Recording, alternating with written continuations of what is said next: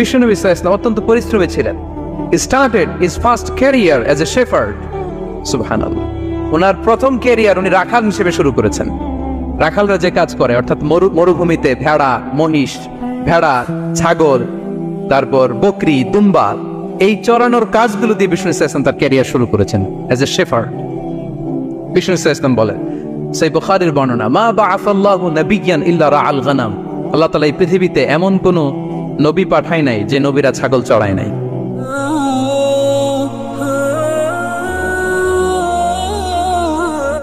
সুবহানাল্লাহ পড়বেন না? সাহাবারা বললেন, ওয়া আনতা ইয়া রাসূলুল্লাহ, হে আল্লাহর নবী, আপনিও ছাগল চড়িয়েছেন? বিষ্ণু সাল্লাল্লাহু আলাইহি ওয়াসাল্লাম বললেন, নাআম, আমিও ছাগল চড়িয়েছি।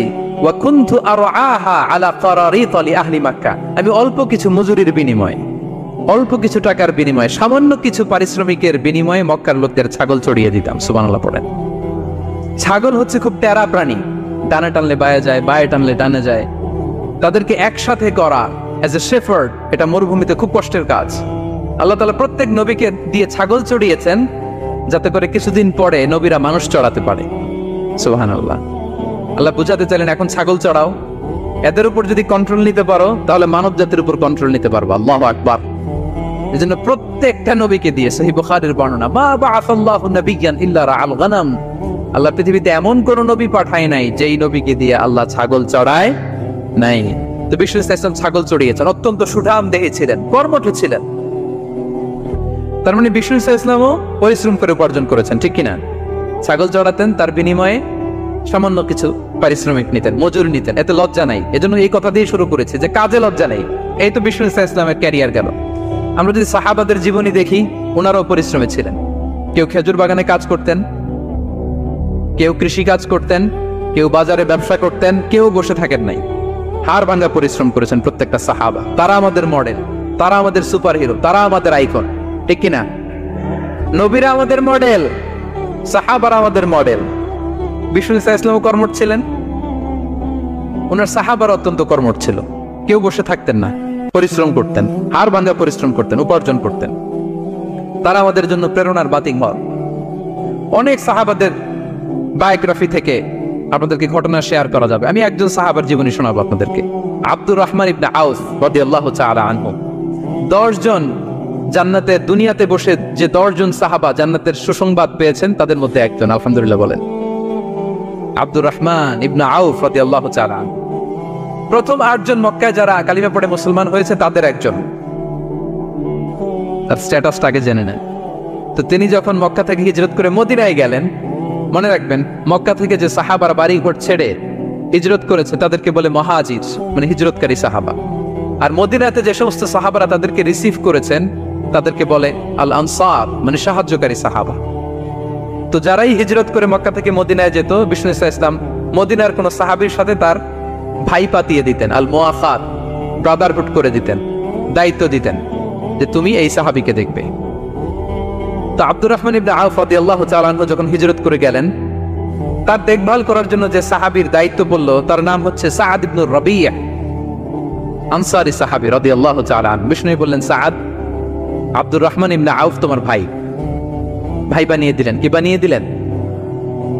তুমি তাকে টেক কেয়ার করবে, সে হবে তোমার মেহমান। সুবহানাল্লাহ। সাআদ ইবনে রাবিয়া রাদিয়াল্লাহু তাআলা আনহু তিনি আব্দুর রহমান ইবনে আউফকে ডেকে নিয়ে গেলেন, ঘরে নিয়ে গেলেন মেহমানকে, এবং বললেন, ইয়া সাআদ ইন্নী আকসারুল আনসারি মালান। এ সাআদ, তুমি চিন্তা করো না, তুমি মনে করো না যে তোমার ভরণ পোষণ দিতে আমার কষ্ট হবে। আমি মদিনার সবচাইতে বড় বিজনেস ম্যাগনেট, সবচাইতে বড় বিজনেস ম্যাগনেট আমি। No tension, don't worry about it. Tension নিও না, আসো, তোমার জন্য আমার কি প্রপোজাল শোনো। ফাআকসিমু লাকা নিসফা মালি, আমার যত সম্পদ আছে আমি অর্ধেক তোমারে দিয়ে দিব। সুবহানাল্লাহ। এত আসতে আপনার বাড়িতে কেউ মেহমান হলে করতে পারবেন এরকম? আল্লাহ, কেমন প্রেরণার বাতিঘর তারা। ফাআকসিমু নিসফা মালি, আব্দুর রহমান ইবনে আউফ, আমার অর্ধেক সম্পদ তোমারে দিয়ে দিব। এখানেই শেষ না, এরপর বলতে লাগলেন, আমার অনেকগুলো স্ত্রী আছে, তুমি কোথায় যে মেয়ে খুঁজবা, প্রস্তাব দিবা, এত ঝামেলার দরকার নাই।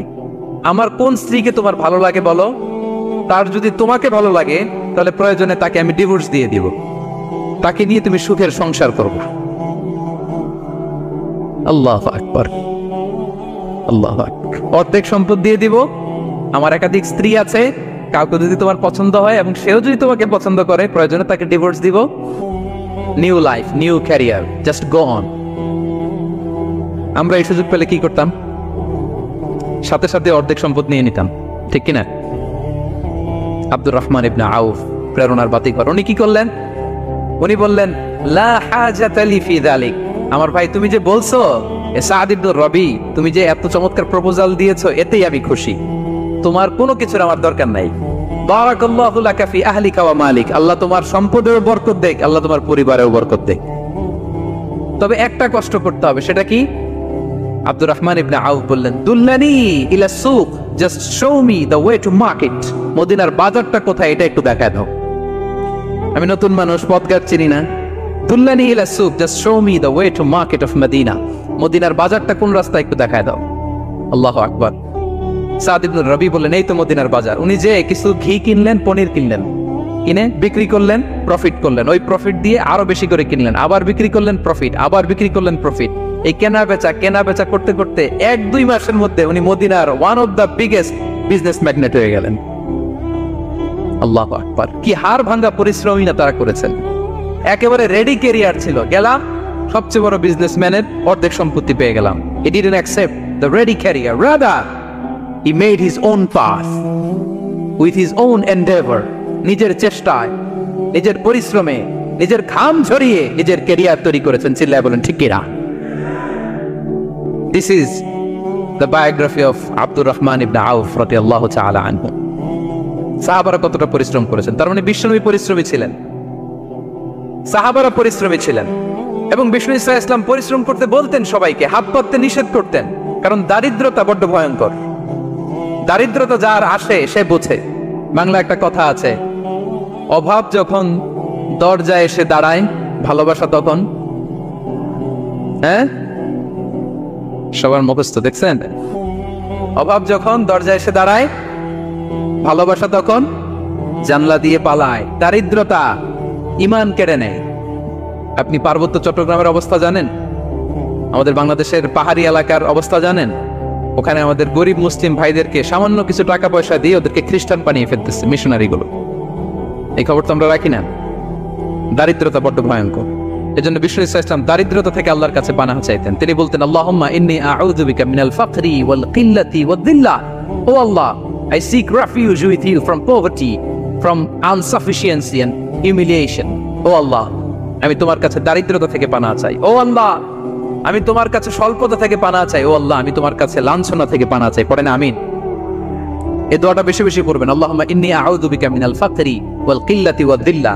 হে আল্লাহ, আমি দারিদ্রতা থেকে পানাহ চাই। আল্লাহ, স্বল্পতা থেকে পানাহ চাই। আল্লাহ, লাঞ্ছনা থেকে পানাহ চাই। সবাই পড়ুন আমিন।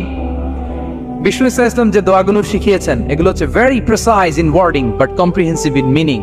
শব্দে খুব ছোট, কিন্তু অর্থ মানুষের হৃদয়ে এটার আবেদন অনেক ব্যাপক, অনেক বেশি। আপনি সারাদিন মিলিয়েও দোয়ার মধ্যে এত সুন্দর প্রার্থনা বাক্য তৈরি করতে পারবেন না, কিন্তু বিষ্ণু ইসলাম এক বাক্যে যেটা চেয়েছেন, গোটা দুনিয়াটা এর ভেতরে ঢুকে গিয়েছে। আল্লাহুম্মা ইন্নী আউযু বিকা মিনাল ফাকরি ওয়াল কিল্লাতি ওয়াদ-দিল্লা। আল্লাহ, দারিদ্রতা থেকে পানাহ চাই। বিষ্ণু ইসলাম নিজে স্বয়ং দারিদ্রতা থেকে পানাহ চাইতেন। তাহলে দারিদ্রতার সাথে আমাদের কোনো সম্পর্ক? আমরা পরিশ্রম করব, আমরা কাজ করে খাবো, কাজে কোনো লজ্জা নেই, লজ্জা অলসতায়। চিল্লায় বলেন ঠিক কিনা? এবং বিষ্ণু ইসলামের কাছে কেউ যদি হাত পাততো, যদি দেখতেন তার কাজ করার যোগ্যতা আছে, বিষ্ণু ইসলাম ভিক্ষা দিতেন না, কাজে উৎসাহিত করতেন, ভিক্ষাবৃত্তিকে অনুৎসাহিত করতেন। এক যুবক এসে হাত পাতলো, বিষ্ণু ইসলাম আমার কিছু দেন। নয় বললেন, তুমি তো শক্ত সামর্থ্য মানুষ, বাসায় কি আছে বলো? সে বলে, আমার বাড়িতে একটা পানি খাওয়ার জগ আছে আর একটা চাদর আছে। বিষ্ণু ইসলাম বললেন, নিয়ে আস। সে নিয়ে আস। এবার বিষ্ণু ইসলাম চাদর আর জগ দুইটা নিয়ে সাহাবাদেরকে বললেন, মাইয়াশতারি হাযাইন, কে কিনবে? অকশন চিনেন? অকশন, অকশনে কি করে? নিলামে দাম তোলে না? রাসূল সাল্লাল্লাহু আলাইহি ওয়াসাল্লাম তার চাদর আর জগটা নিলামে তুললেন। এই কে কিনবে? মাইয়াশতারি হাযাইন, মাইয়াশতারি হাযাইন। একজন বলল, ফাকাল রাজুল আনা আখিযুহুমা বিদিরহাম, ইয়া রাসূলুল্লাহ, আমি 1 দিরহামে কিনবো। কয় দিরহাম? বিষ্ণু বললেন, 1 দিরহাম, 1 দিরহাম, 1 দিরহাম। মানে এর চেয়ে কেউ বাড়াবে কিনা? মাইয়াজিদু আলা যালিকা, এর চেয়ে বাড়ায় দিবা কে? আরেক সাহাবী বলল, ইয়া রাসূলুল্লাহ, আমি 2 দিরহামে কিনবো। 2 দিরহাম, 2 দিরহাম, 2 দিরহাম, আর বাড়ে না। বিষ্ণু সাল্লাল্লাহু আলাইহি ওয়াসাল্লাম তার কাছে 2 দিরহাম দিয়ে বিক্রি করে দিলেন।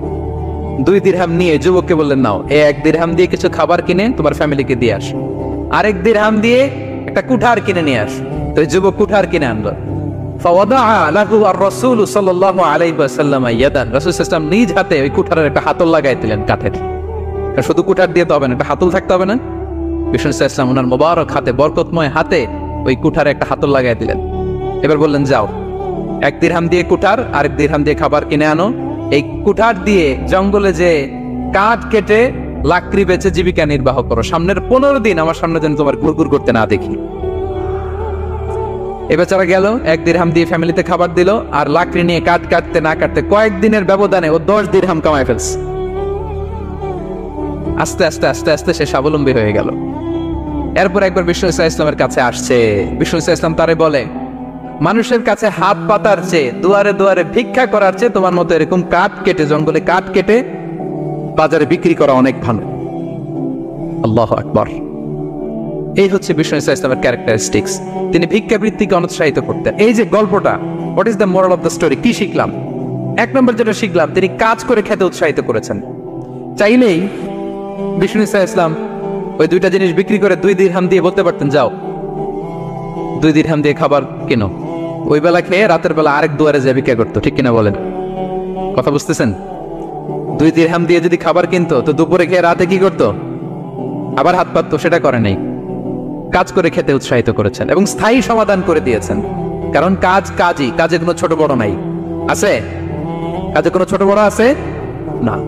তাহলে ইসলাম আমাদেরকে পরিশ্রমী হতে শেখায়, কর্মমুখী হতে শেখায়। ইসলাম কতটা কর্মমুখী ধর্ম দেখেন। বিষ্ণু সাল্লাল্লাহু আলাইহি ওয়াসাল্লাম বলেন, ইন কামাতিস সাআ ওয়া ফি ইয়াদি আহাদিকুম ফাসিলা, কেউ যদি দেখে কিয়ামত হয়ে যাচ্ছে, কি হয়ে যাচ্ছে? সবাই বলুন। কেউ যদি দেখে কিয়ামত হয়ে যাচ্ছে আর তার হাতে একটা চারা বীজ আছে, গাছের চারা। কি আছে? গাছের চারা। সে গাছের চারা রোপণ করতে গেছিল, ওদিকে যায় দেখে কিয়ামত শুরু হয়ে গেছে। বিষ্ণু নবী বলেন, ফাইন ইসতাতাআ আন লা তাকুমা হাত্তা ইয়াগরিসাহা ফালইয়াগরিসহা, সে যদি পারে কিয়ামত হওয়ার আগেই ওটা রোপণ করে দিতে, সে যেন তাড়াতাড়ি করে রোপণ করে দেয়। আল্লাহু আকবার। ইসলাম কতটা কর্মমুখী ধর্ম। কিয়ামত শুরু হয়েছে, বিষ্ণু বলেন তার উপর কিয়ামত আসার আগে সে যদি চান্স পায়, চারা বীজটা যেন রোপণ করে দেয়। আর আমরা এখন আখিরুজ্জামান, দাজ্জাল আসবে, কিয়ামত হয়ে যাবে, 2025 সালেই হবে, এগুলো বলে কাজকর্ম সব বন্ধ করে দিচ্ছে। এরকম ডাকাইতে আছে না নাই? হ্যাঁ বলেন, আছে না নাই? তা আখিরুজ্জামান কি আপনারা এটা শিখায়, এই লেসন শিখায়? আখিরুজ্জামান আসবে, দাজ্জাল আসবে, তো আপনার সমস্যা কি? দাজ্জাল আসবে দেখেই তো আপনাকে বিজনেস করে এমন টাকা কামাইতে হবে যাতে করে দাজ্জাল আসলে আমি আমার অর্থ দিয়ে মুজাহিদিন ভাইদেরকে সহায়তা করতে পারি। দাজ্জাল আসবে তো আপনার প্রবলেম কি? আপনার বডি বিল্ডিং করতে হবে, আপনার ফ্যামিলিকে তারবিয়া দিতে হবে, আপনার সোসাইটিকে সমৃদ্ধ করতে হবে, আপনাকে সভ্যতার কারিগর হইতে হবে। আপনার সব কাজ আপনি আরো বাড়াই দিবেন দাজ্জালের প্রশ্ন আসলে। এখন দাজ্জাল আসবে, 25 সালেই আসবে, 26 সালেই কিয়ামত হবে। কি হবে ক্যারিয়ার দিয়ে? আর কি হবে ব্যবসা করে? এরকম আসরা নেই? এরকম করা যাবে? বিশ্বনবী কি বললেন? কিয়ামত হইতেছে, তুমি দেখতেছো চাক্ষুষ বিল আয়ান, দেখতেছো কিয়ামত হইতেছে, আর তুমি গাছ লাগাইতে গেছিলা। যদি সুযোগ হয় কিয়ামত হওয়ার আগে আগে কি করো? গাছ লাগাও। সুবহানাল্লাহ পড়বেন না? প্রিয় ভাইয়েরা, আমরা যেন পরিশ্রমী হই, আমরা যেন কর্মঠ হই, আমরা যেন অলস না হই। বিষ্ণু ইসলাম অলসতা থেকে আল্লাহর কাছে পানাহ চাইতেন। আল্লাহ আমাদেরকে বোঝার তৌফিক দান করুক। আমরা পড়ি আমিন। আল্লাহ নবী সাল্লাল্লাহু আলাইহি ওয়াসাল্লাম শুধু পরিশ্রম করতে বলেছেন এমন নয়, তিনি পরিশ্রমীদেরকে পছন্দ করতেন। এক সাহাবীর সাথে তিনি মুসাফা করলেন, দেখলেন হাতটা বড্ড খসখসে। তিনি শ্রমিক, শ্রমজীবী সাহাবী। এটা যখন তিনি শুনতে পেলেন, তিনি পরম মমতায় আলতো করে ওই সাহাবীর, শ্রমিক সাহাবীর হাতে তিনি চুমু খেলেন। আল্লাহু আকবার। এবং ওনার আন্ডারে যারা কাজ করত তাদের সাথে বিষ্ণু ইসলামের যে আচরণ, ওনার যে শ্রমিক, ওনার যে খাদেম, তাদের সাথে বিষ্ণু ইসলামের যে ডিলিং শুনলে আপনি অবাক হয়ে যাবেন, অবাক হয়ে যাবে। আপনি কারো ব্যাপারে যদি রিয়েল ইনফরমেশন চান, আপনি কয়েকটা জায়গায় নক করতে হবে। 1 নাম্বার, ধরেন যে একজন বড় সাহেব, তার আসল তথ্য যদি চান, তার বউকে জিজ্ঞেস করেন। কারে জিজ্ঞেস করবেন? ওয়াইফকে জিজ্ঞেস করবেন, স্ত্রীকে, আসল তথ্য পাবেন। 2 নাম্বার, তার বাড়ির দারোয়ানকে জিজ্ঞেস করবেন। কাকে? 3 নাম্বার, তার ঘরের কাজের বুয়া। সব জানে উনি। ওই কাজের বুয়া থেকে রিপোর্ট নেবেন, ঘরে যে কাজ করে। 4 নাম্বার, তার ড্রাইভার, দারোয়ান, কাজের বুয়া, ওয়াইফ, এদের কাছ থেকে যদি আপনি জিজ্ঞেস করেন, ফলের বিড়াল বেরিয়ে আসবে। ঠিক কিনা বলেন? তো আসেন বিষ্ণু ইসা ইসলামের যে খাদেম কর্মচারী, তারা একটু জিজ্ঞেস করি বিষ্ণু ইসা ইসলামের আচরণ কেমন ছিল। বিষ্ণু ইসা ইসলামের খাদেমের নাম হচ্ছে আনাস রাদিয়াল্লাহু আনহু। আলহামদুলিল্লাহ, খাদিমুর রাসূলিল্লাহ, বিষ্ণু ইসা ইসলামের খাদেম। আসেন ওনাকে জিজ্ঞেস করি যে বিষ্ণু ইসা ইসলামের আচরণ কেমন ছিল। আনাস রাদিয়াল্লাহু তাআলা আনহু বলেন, খাদিমতুন নবিয়্যা 10 সিনিন, আমি বিষ্ণু ইসা ইসলামের 10 বছর খেদমত করেছি, 1-2 বছর না, 10 বছর বিষ্ণু ইসা ইসলামের খেদমতে আমি নিয়োজিত ছিলাম। ফামা ক্বালা লি লিমা সানা'তা ওয়ালা লিমা লা সানা'তা, 10 বছরের মধ্যে একদিনও কখনো বলে না, এ আনাস এটা কেন করলা, এ আনাস এমনটা কেন হলো, এটা কেন করলা না, একদিনের জন্য বলে নাই। কেন এটা করছো, কেন এটা করো নাই, এরকম কোনো প্রশ্ন আমাকে কোনোদিন করে নাই। সুবহানাল্লাহ। আনাস রাদিয়াল্লাহু তাআলা কি ভুল করেন নাই? করছেন। ছোট মানুষ তো, একেবারে ছোট বাচ্চা ছিলেন। ওনার আম্মা যখন আনাস রাদিয়াল্লাহু তাআলাকে নিয়ে আসছে, বিষ্ণু ইসা ইসলাম মক্কা থেকে হিজরত করে মদিনায় আসলেন, সবাই বিশ্বনবীকে ঘিরে ধরলো, সবাই বিশ্বনবীকে সালাম দেয়, মুসাফা করে, হাদিয়া দেয়। আনাসের মা চোখের পানি ছাড়ে, বিশ্বনবীর কাছে লজ্জা এসে বলে, ইয়া রাসূলুল্লাহ, সবাই আপনাকে উপহার দেয়, সবাই আপনাকে হাদিয়া দেয়, আমি আপনারে কি হাদিয়া দেব? হাদিয়া দেওয়ার মতো কিছু নাই আমার এই কলিজার টুকরা আনাস ছাড়া, আমি আনাসকেই আপনারে হাদিয়া দিয়ে দিলাম।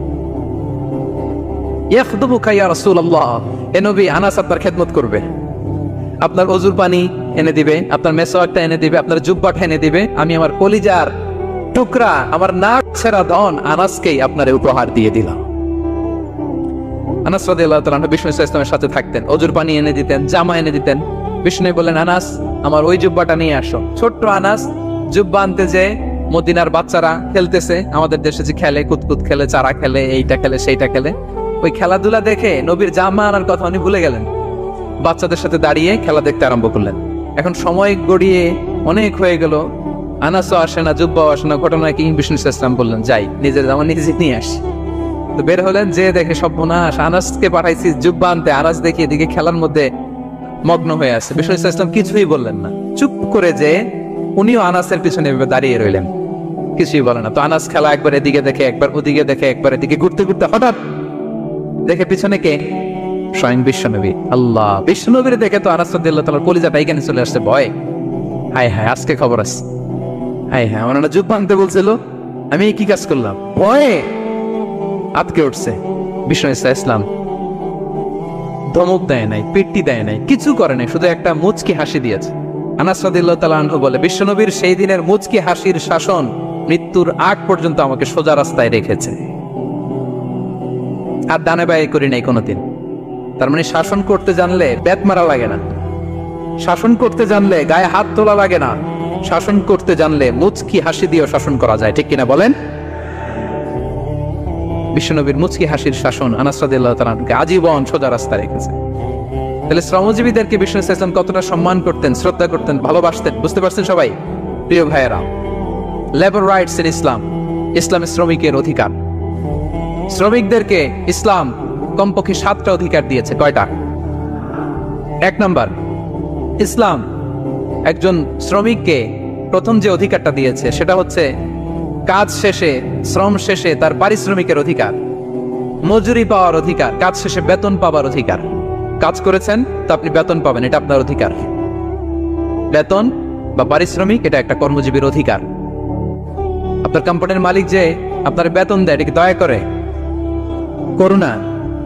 এটা যদি করুণা হয়, সে যে আপনার কাজ করে দেয়, এটাও তো করুণা, এটা তো আর বড় করুণা। কি বলেন? আপনি যে স্যালারি পে করেন, এটা যদি করুণা হয়, সে যে পরিশ্রম করে, সে তো আর বড় করুণা করে আপনারে, তার কারণে তো আপনার কোম্পানি টিকে আছে। ঠিক কিনা বলেন?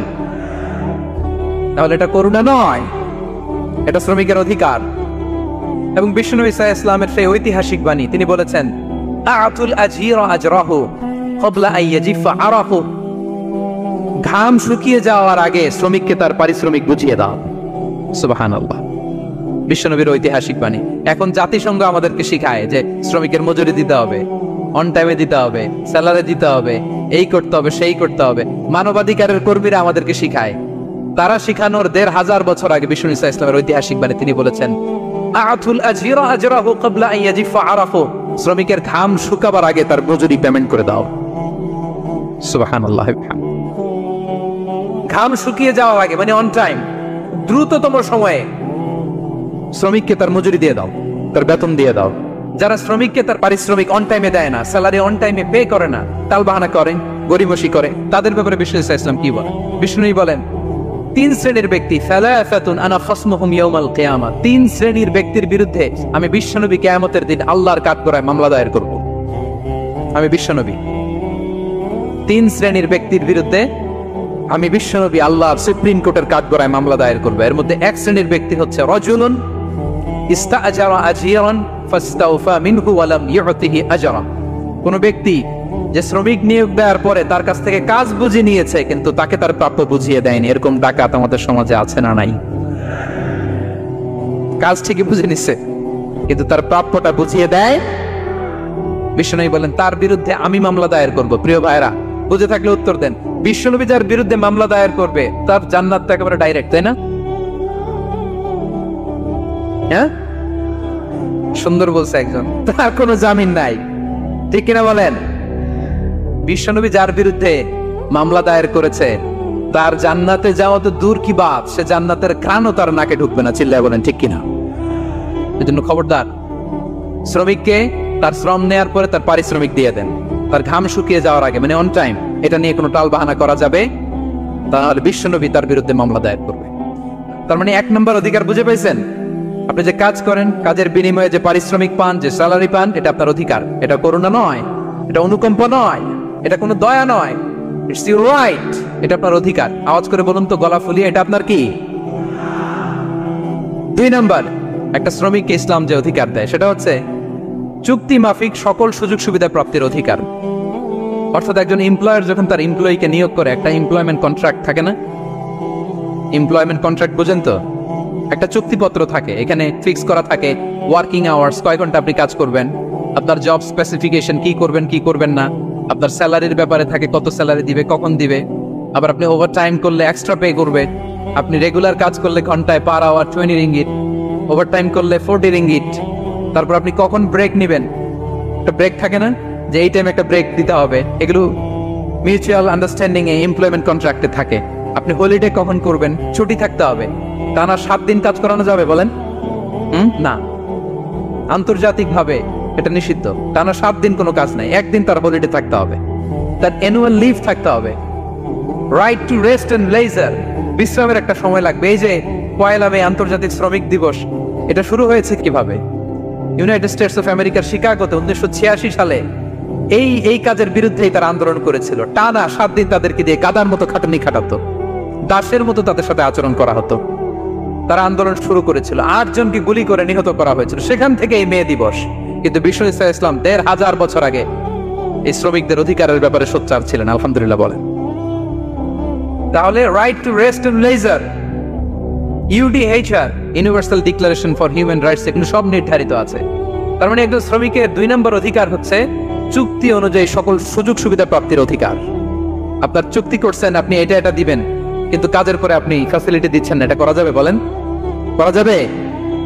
আল্লাহর কোরআন কি বলছে শুনুন। আল্লাহর কোরআন বলে, ইয়া আইয়ুহাল্লাযীনা আমানু আউফু বিল উকুদ, O you who believe fulfill your contract, ও বিশ্বাসীরা তোমরা তোমাদের চুক্তি পূর্ণ করো। ওয়া আউফু বিল আহদি ইন্নাল আহদা কানা মাসউলা, তোমরা যে কমিটমেন্ট করেছো, যে কন্ট্রাক্ট করেছো, এই চুক্তি তোমরা পূর্ণ করো। তা না হলে কিয়ামতের কঠিন ময়দানে এই চুক্তির ব্যাপারে, কন্ট্রাক্টের ব্যাপারে, এই এগ্রিমেন্টের ব্যাপারে আপনারা জিজ্ঞেস করবে কে? তাহলে যা চুক্তি করেছেন সুযোগ সুবিধা তাই আপনাকে দিতে হবে। মালিক ভাইয়েরা মনে থাকবে তো নাকি? এগ্রিমেন্টে যা যা বলেছেন, যা যা লিখে সিগনেচার করেছেন তাই আপনাকে দিতে হবে। আদেশটা কার? সবাই বলুন। আপনি মন চাইলে হায়ার করবেন, এরপরের দিন ফায়ার করবেন, এরকম করা যাবে?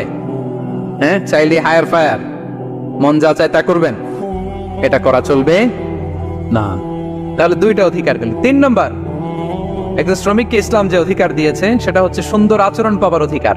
তিনি আপনার ফ্যাক্টরির ওয়ার্কার, আপনার স্টাফ, এজন্য যা মনে চায় তা আচরণ করবেন, দাসের মতো আচরণ করবেন। এটা করা যাবে? আওয়াজ করে বলেন, করা যাবে? বিষ্ণু ইসলাম ইন্তেকালের আগে পুরা উম্মাহকে 2টা বিষয় ওসিয়ত করেছেন। আওয়াজ করে বলুন তো কয়টা? 1 নম্বর হচ্ছে নামাজ। 1 নম্বর কি? আসসালাত আসসালাত। রুহু বের হওয়ার আগে, ইন্তেকালের আগে বিষ্ণু বলেন আসসালাত সালাত, নামাজ নামাজ। উম্মতেরা নামাজের ব্যাপারে সতর্ক হও। 2 নম্বর তিনি বলেছেন ওমা মালাকাত আইমানুকুম, তোমাদের অধীনস্থ যারা আছে তাদের ব্যাপারে সচেষ্ট হও, তাদের প্রতি সদয় হও, তাদের সাথে খারাপ আচরণ করে না। এটা কখন বলছেন? জুমার খুতবার সময়, সাহাবীদের সাথে গল্প করার সময়, বিবিদের সাথে আলোচনার সময়। কখন? Just right before his death. এখনই রুহু বেরোবে। ইন্তেকালের আগে তিনি বলেছেন উম্মতেরা আসসালাত নামাজ, উম্মতেরা ওমা মালাকাত আইমানুকুম, তোমাদের কর্মচারীদের সাথে খারাপ আচরণ করো না। তাহলে 3 নাম্বার হচ্ছে শ্রমিকদের সুন্দর আচরণ পাবার অধিকার, তাদের সাথে খারাপ আচরণ করা যাবে না। বিষ্ণু ইসলাম শ্রমিকদের রাইটস অধিকারের ব্যাপারে এতটা সোচ্চার ছিলেন, বিদায় হজের মতো, বিদায় হজের যে বাণী, যে ভাষণে, ঐতিহাসিক ভাষণেও বাদ যায়নি শ্রমজীবীদের কথা। সুবহানাল্লাহ পড়েন। বিদায় হজের ভাষণে বিষ্ণু বলেছেন আরে কাকুন আতইমুহুম মিম্মা তাকুলুন ওয়াকসুহুম মিম্মা তালবাসুন। খবরদার ও আমার উম্মতেরা, এই ভাষণের পরে আর বড় কোনো ভাষণ আমার পক্ষ থেকে তোমরা পাবে না। তোমাদের কর্মজীবী, তোমাদের শ্রমিক, তোমাদের ওয়ার্কার, তোমাদের স্টাফদের ব্যাপারে সাবধান থাকো। তোমরা যা খাবে তাদেরও তা খাও, তোমরা যা পড়বে তাদেরও তা পড়তে দিবে, তাদের প্রতি তোমরা সদয় হবে। বিদায় হজের বাণী তো বিষ্ণু ইসলাম আপনাদের কথা বলে নাই। আলহামদুলিল্লাহ পড়েন।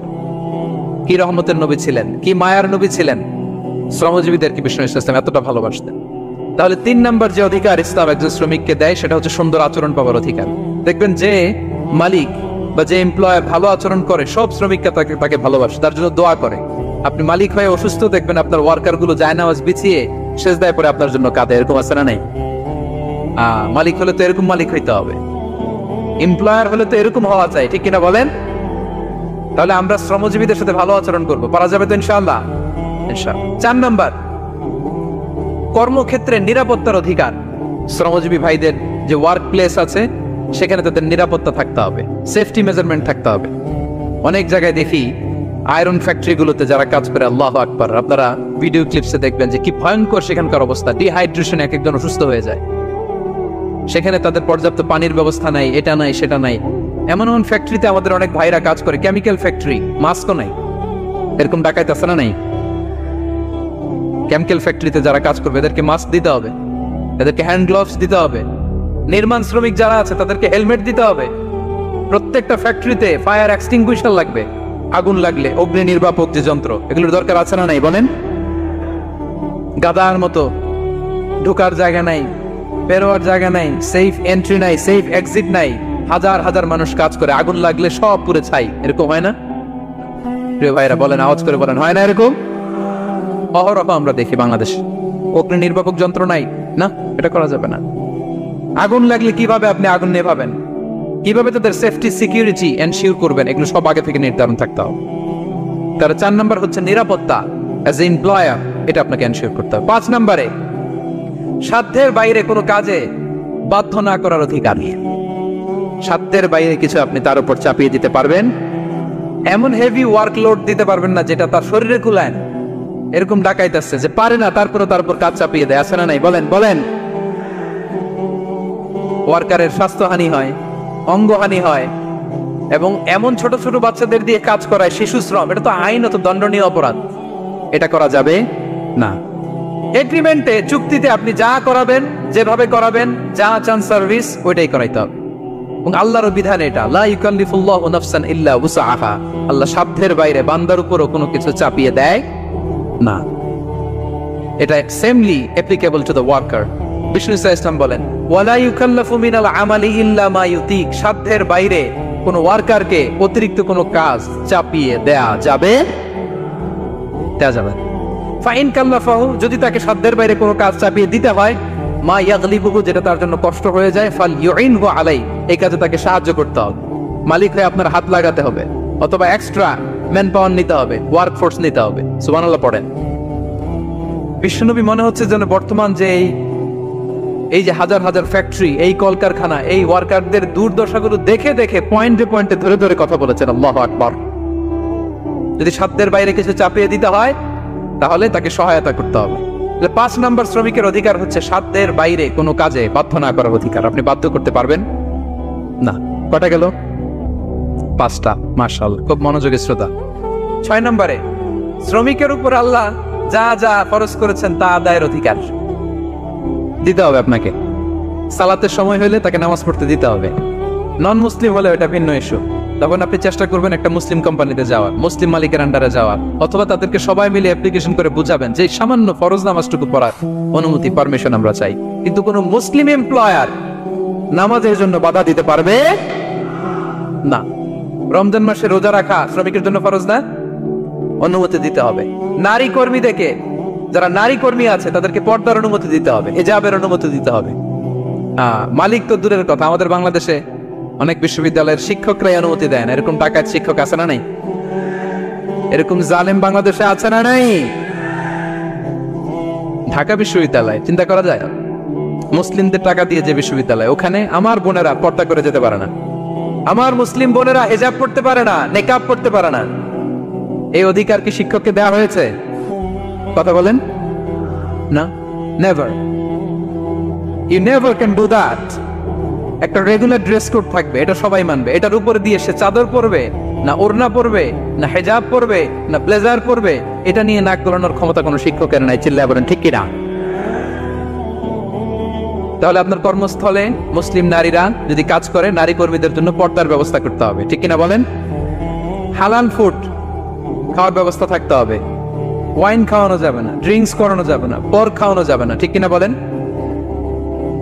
আপনার কোম্পানিতে আপনার শ্রমিককে দাড়ি রাখতে চাইলে দাড়ি রাখার অনুমতি দিতে হবে, ঠিক কিনা বলেন? দাড়ি রাখা ওয়াজিব। দাড়ি রাখা কি? কোন কোন মতে সুন্নাতে মুআক্কাদা, যেটাই আমরা বলি একজন মুসলিমের জন্য এটা আবশ্যক। দাড়ি রাখতে বাধা দেয়া যাবে? আমাদের বাংলাদেশে দেয়? হ্যাঁ, কোন কোন কোম্পানি দেয়। কোন কোম্পানি দেয় বলেন? হ্যাঁ, আরং। এই পাওয়া গেছে আরং। কিছুদিন আগে দাড়ি রাখবে বলে এক ছেলেকে কর্মচ্যুত করেছে, এরকম আছে না নাই? করা যাবে? করা যাবে বলেন? না, দাড়ি রাখার অনুমতি দিতে হবে, নারীদেরকে হিজাব করার অনুমতি দিতে হবে। এটা অধিকার, এটা অধিকার। শ্রমিকের উপর আল্লাহ তাআলা যা যা ফরজ করেছে এটা আদায়ের অধিকার তাকে দিতে হবে। আলহামদুলিল্লাহ বলেন। 7 নাম্বার, সর্বশেষ, সামাজিক নিরাপত্তা লাভের অধিকার, সোশ্যাল সিকিউরিটি। শ্রমিকের পুঁজি হচ্ছে তার শ্রম, তার জীবন যৌবন সব দিয়ে আপনার ফ্যাক্টরিরে একেবারে শীর্ষে নিয়ে গেল, শেষ জীবনে আপনি মালিক তারে ভুলে গেলেন, এরকম আছে না নাই? নো, তার জন্য সোশ্যাল সিকিউরিটির ব্যবস্থা করতে হবে। অনেক শ্রমিক ভাইরা আছে সারা জীবন ফ্যাক্টরির জন্য কাজ করে শেষ বয়সে দুরারোগ্য ব্যাধিতে আক্রান্ত, তাদের খোঁজ খবর কেউ নেয় না। এটা গভর্নমেন্টের দায়িত্ব। গভর্নমেন্ট ফান্ড থেকে, কোম্পানির ফান্ড থেকে, অথবা কোনো যাকাত ফান্ড থেকে, অথবা কোনো এন্ডাওমেন্ট ফান্ড থেকে, অর্থাৎ ওয়াকাফের ফান্ড থেকে তাদের সোশ্যাল সিকিউরিটির ব্যবস্থা করতে হবে। সামাজিক নিরাপত্তা দরকার আছে না নাই বলেন? এটা আপনাদের অধিকার। এই 7টা অধিকার ইসলাম একজন শ্রমিককে দিয়ে